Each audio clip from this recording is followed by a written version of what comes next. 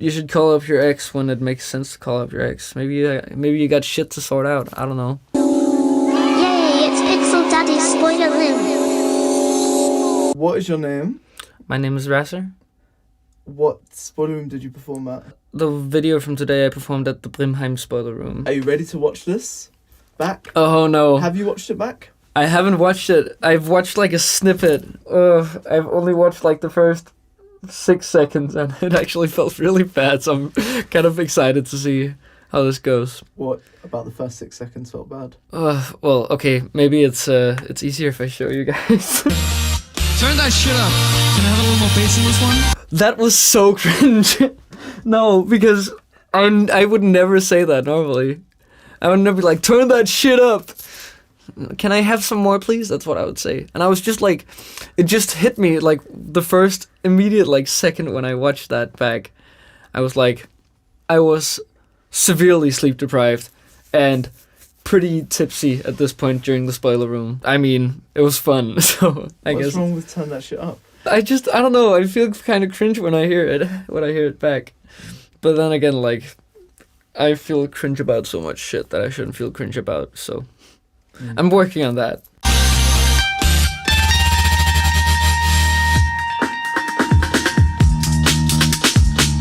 I'm about to say a line. You've got a point about being in love. That was another thing that I felt when I performed this. It was just so nice to play a duo gig with Grace again, because we haven't done that in forever. Playing with Grace is just always such a wonderful experience, and it was this time as well, because Grace is just wonderful to work with. God, I love her so much. I'm surprised that I'm not more like pitchy than I am on this song. Like, it's not like I'm singing super clean. I used to singing it with tune, and I don't know why I didn't, because like you told me that we had the option, but for some reason I just decided, I was like, I'm too tired to deal with this. I'm not gonna sing it with tune. So I just sang it without, and I'm just surprised that it doesn't sound like bad.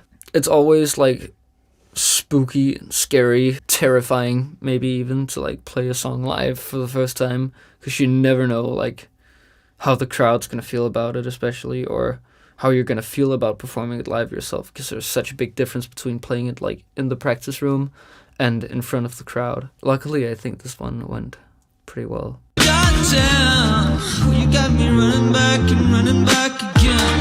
Yeah. You got me playing another game at the Post Love Arcade. At the Post Love Arcade. I love that chorus. I still feel good about it. Like, I feel like this song has felt pretty good since the beginning. Like, it's felt the way that it should, to me at least. But I haven't really worked on it since, for some reason. The situation where I wrote Post Love Arcade, this was back in March, April-ish of this year. I was with Grace at the time. We'd been like producing, trying to make something all day, and like I just hadn't been feeling it, to be honest. So I thought like we'll take a break, we'll eat some dinner, and then let's get back to it. And then like while we were eating, I think we were watching a show as well in my living room. I just came up with that initial like little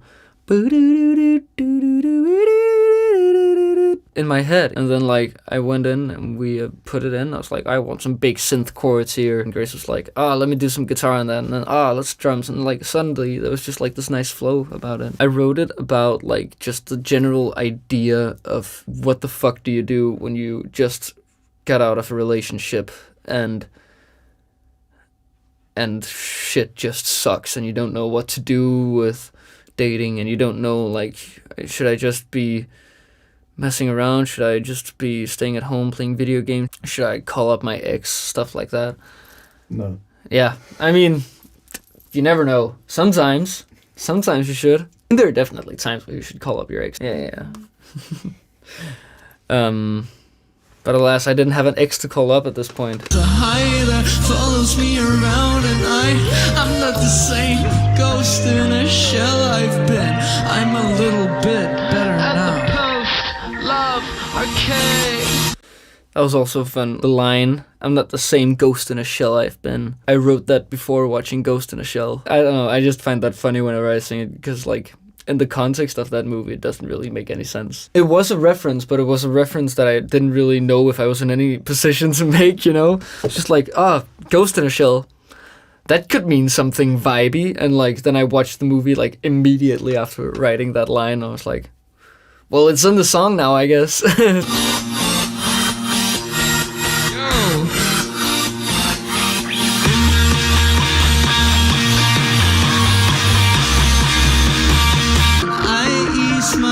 Into the morning light to see nothing's left, not a trace or a gleam. I'll let go. Control, Alt, Delete.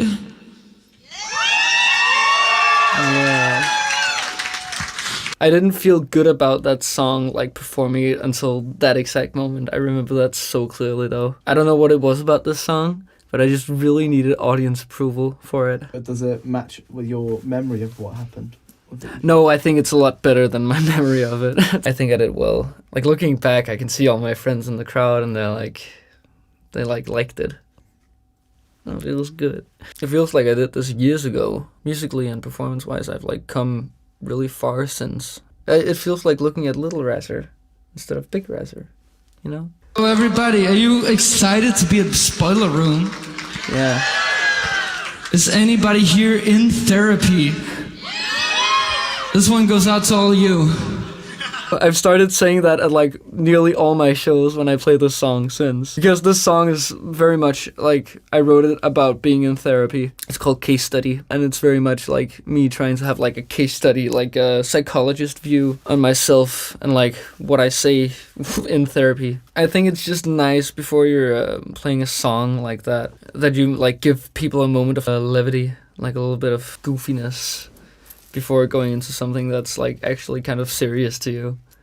I feel like that's why I did it at that point, because that's what I needed. Most of the lyrics are based on the notes that I write for myself before like going to see my therapist. A couple lines made it like, I write them in Danish of course, and then I translated them, but like pretty verbatim into the lyrics. The first line of the first verse is, "Your rigid routines aren't helping too much." That's just like ripped verbatim from my therapy notes. Because I wrote this when I was like really depressed. I just needed to feel better. And that just came about through writing this song and writing it very explicitly about therapy. It's time to practice advice that isn't holding me up. I'm running out of ideas. I think I'm gonna die young if this is all that I want.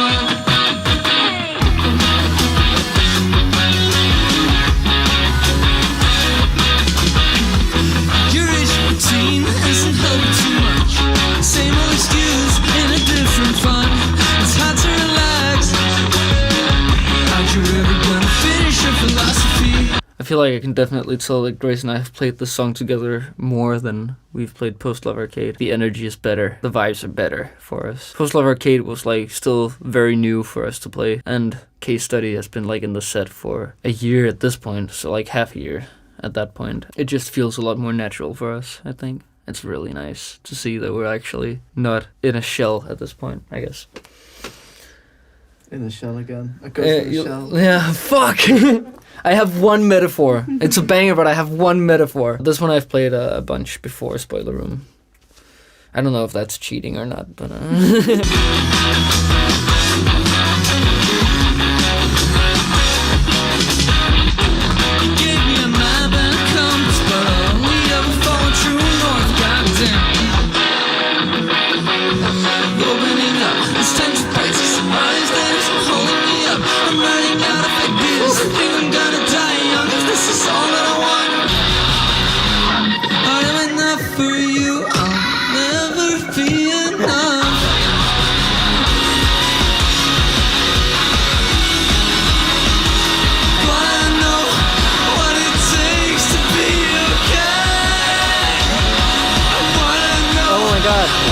That's right where the legendary picture is taken.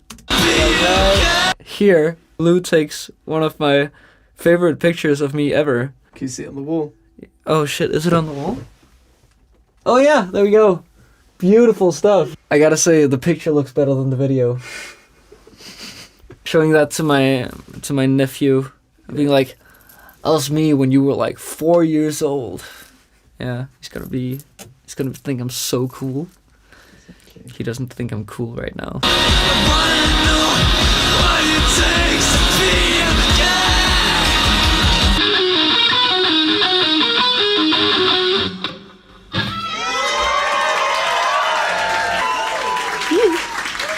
I really do think that playing Spoiler Room and seeing what these songs could in that context was actually kind of life-changing.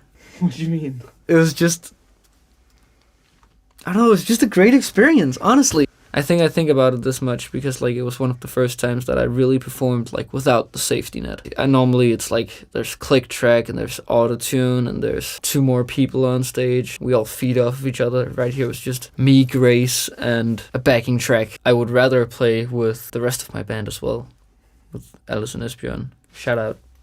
Closing thoughts. Send your demos to I wanna play at Spoiler Room. .org. Life-changing. Wonderful experience.